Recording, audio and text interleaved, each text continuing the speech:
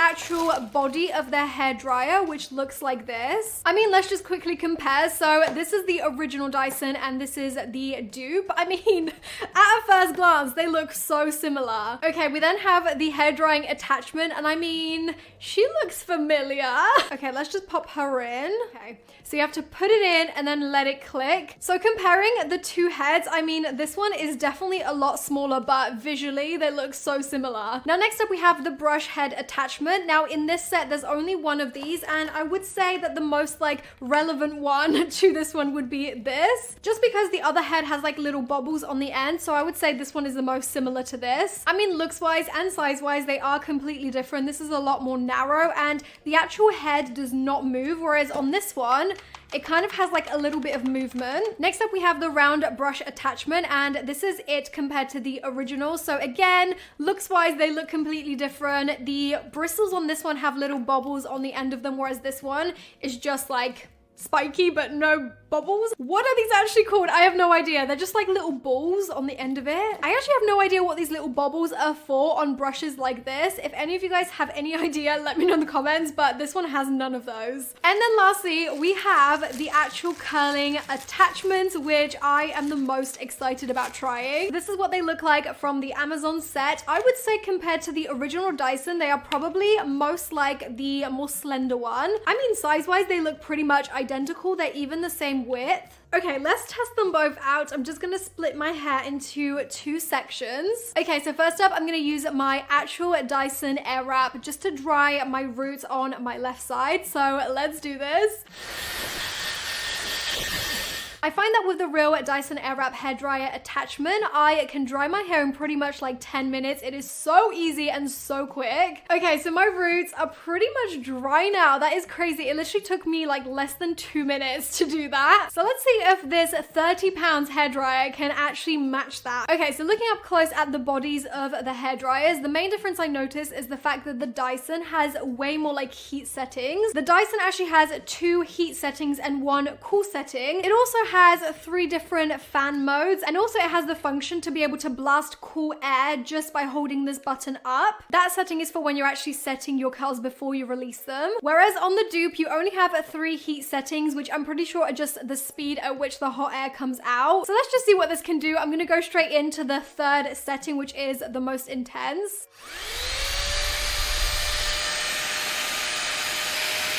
Okay, I have to say, this is pretty powerful, but instantly when I turn this on, all I can smell is melting plastic. Yeah, that's kind of concerning. I mean, I think I'm gonna set this to like the 2nd heat option.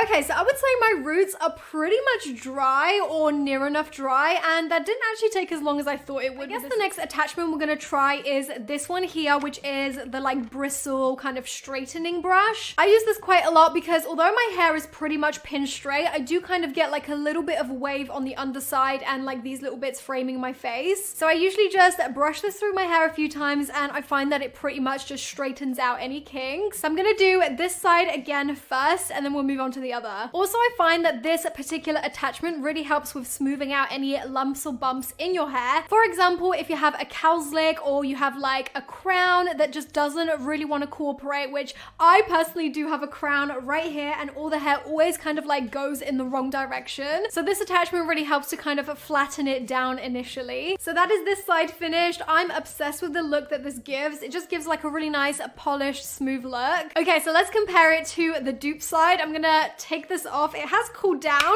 but it still is a little bit hot. Okay, let's use this attachment now. Okay, here we go.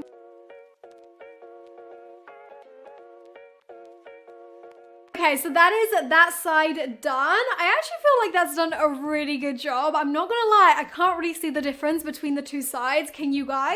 The only thing I would say that was different is just like the experience of using it. I mean, it's not like this tangled my hair or anything like that, but it just wasn't as nice feeling as I was brushing it through my hair like the Dyson did. I guess it's all in the movement of these little bristles. Obviously the Dyson has that movement, whereas this is just like a normal brush. But visually, it has given me literally the same look look. So far I'm kind of impressed. Okay, next up I'm gonna be using the Dyson round brush attachment. So I usually use this to kind of like flick out my fringe a little bit. The pieces framing my face have definitely grown out quite a bit, but I'm gonna try and do that like flicky, low maintenance, blow dry kind of look. So I guess let's just give it a go.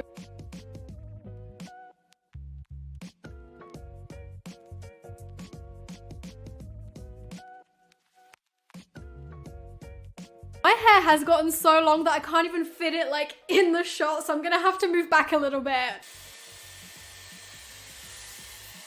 Okay, so I finished doing the flicky bits. I don't actually have many layers in my hair, so it's kind of hard to like actually showcase this, but I mean, this is the kind of like flick that the Dyson can create. Also, I have this one here framing my face. I feel like this attachment is definitely more for people that have like layers. Now let's try the dupe side. So this is the brush. Let's just do exactly the same thing.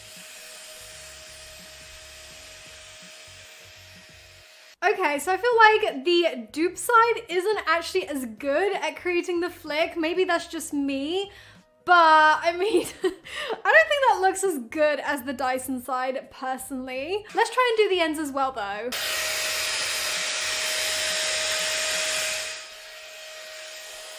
Okay, I mean, the ends are looking a lot better. I feel like the flick is working. I don't know why it wasn't working on the bits framing my face, but there we go. Okay, we have now arrived at the part of the video I am looking forward to the most, and I'm sure you guys are as well, and that is trying the actual curling barrels. I feel like that is literally the selling point of the Dyson, the fact that it uses air to wrap your hair around itself. I just think it's such a cool invention, and I'm sure it was so hard to like develop, but if this does the same job, I'm gonna be shook. Okay, so the way I use my Dyson isn't to like section off my hair or anything fancy like that. I literally just grab it in like rows. I don't even section off the top and bottom. I just find that it looks the most natural for me, and it's just way quicker to do it that way. So if you guys are not familiar with the Dyson, I'm just gonna demonstrate real quick on this chunk of my hair first. So you want to grab the one that's like facing away from your face and attach that to your Dyson. You want to just turn it on and then let it do its magic.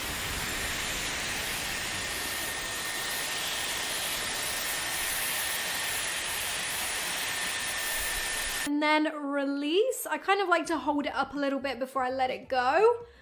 And then that is the effect you get. I just think this creates the cutest curls, and I actually really like how the smaller barrel achieves like way tighter curls. So yeah, that's the Dyson curl. It just does what it says on the tin. I love it.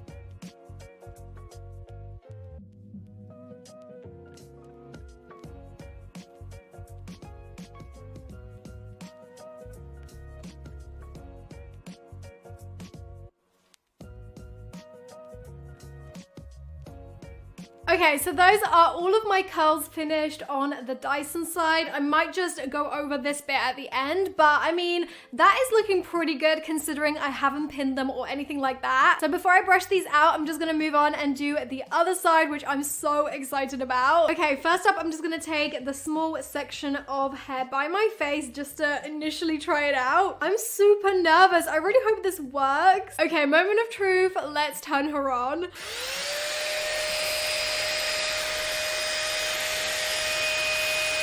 It works. Hang on. Oh my god. It's actually working. Hang on, I need to talk because this is probably really loud, but it's actually working. It's wrapping the hair around the barrel, but it's just very loose. Okay, I've noticed it's blowing the hair up really high up the barrel, but let's see if it's done anything. Oh my god. Oh my actual god, it works. Okay, I have to say the curl does not have as much integrity as this side, but it works. I feel like if you just spray the ish out of this, it's probably gonna be fine. I'm gonna take the same width of hair as I did on the other side to really give it a fair test. Let's do this.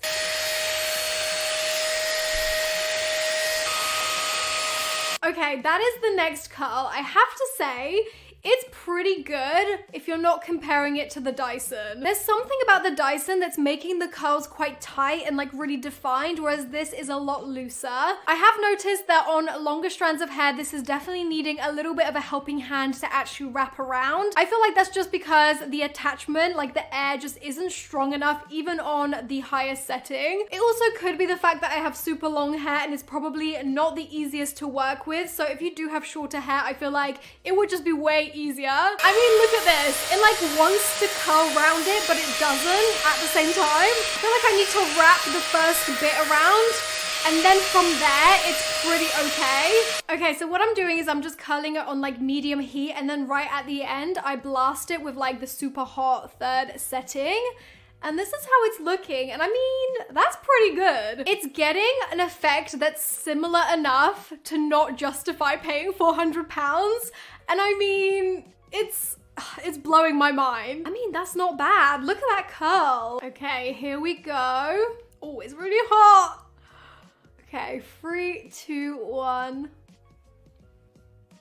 That's nice. That is a solid curl. I was really worried because when I saw Soph's video, she was saying that this tool really like tangled her hair a lot, and I haven't really experienced that so far, so I feel like I'm pretty lucky. Okay, I feel like I jinxed it. That one did get a little bit tangled at the top, but this is what it looks like. I am noticing that the curls are dropping out quite rapidly, which I'm a little bit concerned about. I feel like you can already kind of see the difference. These are kind of like a little bit more floppy. They're like falling down already, whereas these are still pretty strong. I guess I'm just gonna finish off the rest of my hair and then I'll brush them out. Okay, that is the last curl. So that is what the Dyson dupe side looks like. What is happening with this one strand? I feel like I have to go back. Okay, so here are both the sides in comparison. I really wanted to show you guys what the curls actually looked like without pinning them up. I feel like we don't all have time to pin up the curls every time we do them. So this is pretty much like how I would actually style my hair before running out the door. So of course we have the Dyson side, which I feel like the curls are still pretty curly. I mean, they have dropped a little bit since I've done it, but on completely straight hair and without any holding product, that is still pretty impressive. Now, on the other hand, I feel like this side is still very volumized. It still has slight curls. However, they have definitely dropped out quite a lot. I'm pretty sure that if you put more effort into this side, such as pinning it up and also applying some product into the hair, it would definitely look a lot more like this. Okay, so before I brush both sides out, I'm just gonna spray some of this Mark Hill Curl Hold Spray. This is what I usually do when I style my hair with the Dyson. So I'm just gonna roughly spray that all throughout just to kind of give it a little bit of extra help. And now the moment we've all been waiting for, brushing the curls out. So what I usually do is I just hold my hair like this and I just kind of work from bottom up. I basically just really gently brush the curls. I don't want to go too ham because I don't want to obviously disrupt the curl and just make it really loose looking. But at the same time, I just want to achieve that like super nice wavy kind of look rather than like full on individual curls. Okay, so that is that side brushed out. I think it looks stunning. So let's do the same thing to the other side. So I'm just gently brushing through the curls, but they have actually fallen out quite a bit. I have to say I'm a little bit disappointed because the curls did look really good at the start, but I guess